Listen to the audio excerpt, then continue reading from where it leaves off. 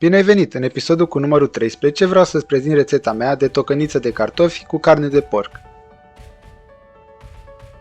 Pentru această rețetă folosesc cotlet de porc fără os, cartofi, o ceapă de mărime medie, o linguriță de boia dulce, o linguriță de cimbru uscat, un ardei capia, 2 frunze de dafin, un morcov și aproximativ o cană de suc de roșii.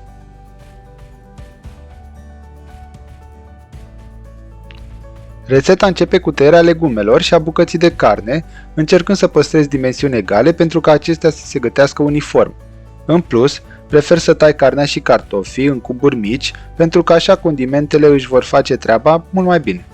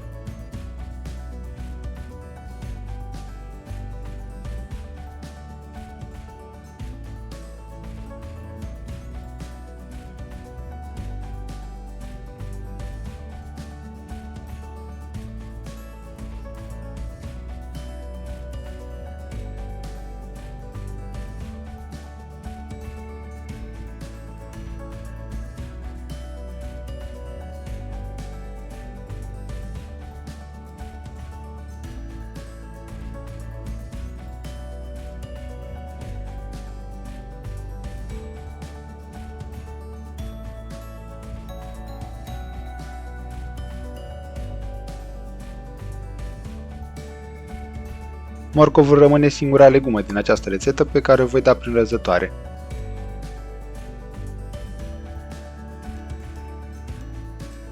De data aceasta am optat pentru un cotlet, pentru că am vrut o carne fără grăsime, dar dacă voi doriți, o puteți înlocui fără probleme cu o carne mai grasă.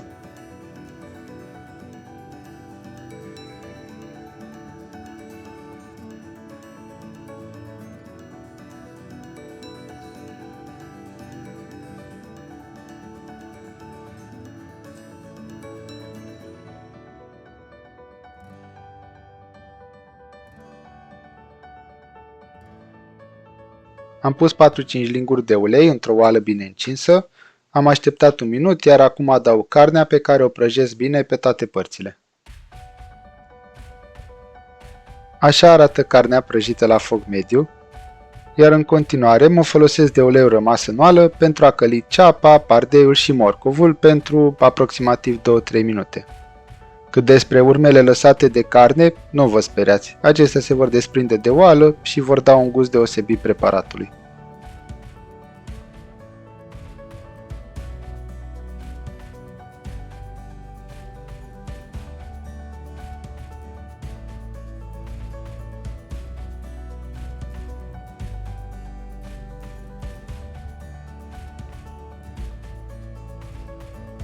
După cum vă spuneam, urmele au dispărut imediat.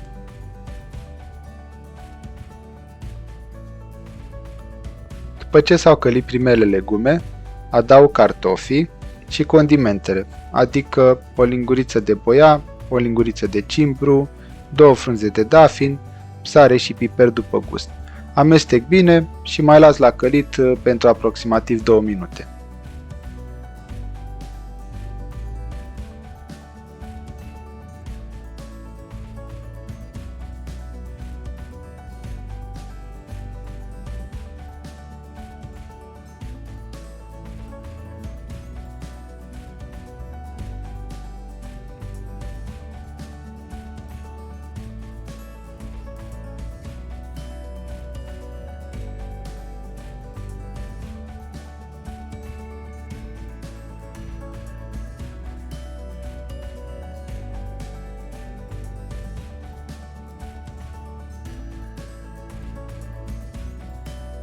După cele 2 minute, pun și carnea peste cartofi, mai amestec o dată și adaug 1,5 litri de apă, suficient cât să-mi acopere cam tot ce am eu acolo în oală. și las la fiert pentru 30-40 de minute cu capacul pus.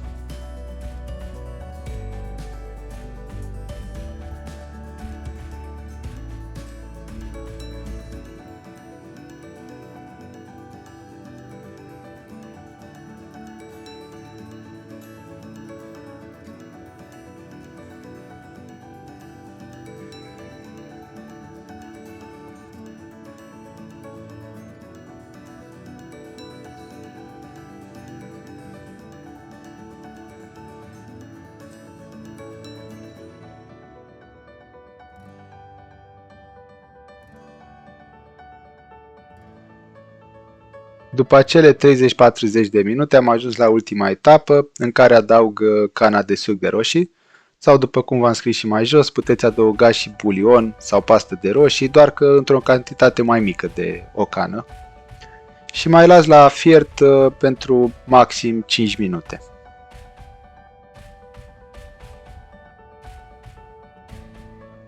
Tocănița mea nu este gata, dar pentru că familia nu mai are răbdare, mă folosesc de un mic secret învățat de la mama, în sensul că zdrobesc câțiva cartofi pentru a obține o textură mai groasă.